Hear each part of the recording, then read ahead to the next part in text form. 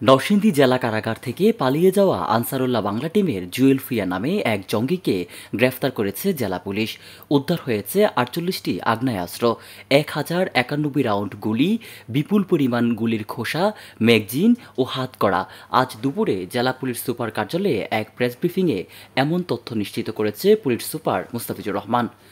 Police super বলেন, ১৯ জুলাই শুক্রবার কোটা আন্দোলনকারীদের ছদ্মবেশে কিছু দুষ্কৃতিকারী ও নাশকতাকারীরা পরিকল্পিতভাবে নরসিংদী জেলা কারাগারে হামলা চালায়, লুটপাট করে, ভাঙচুর করে অগ্নিসংযোগের ঘটনা ঘটায়।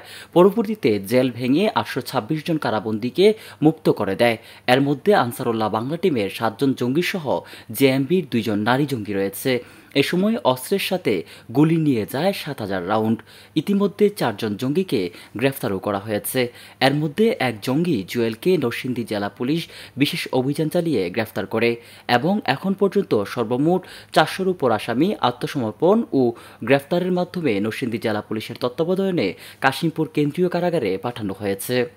জেলখানা থেকে ৮২৬ জন কয়েদি ছিল, তার মধ্যে ৯ জন জঙ্গি সহ ৮২৬ জন কয়েদিকে তারা নিয়ে যায়। অনেকে যেতেও চায় না, তাদের ইচ্ছার বিরুদ্ধেও তাদেরকে সেখান থেকে তারা চলে যেতে বাধ্য করে। নরসিংদী থেকে আশরাফুল ইসলাম সবুজ, আমার বার্তা।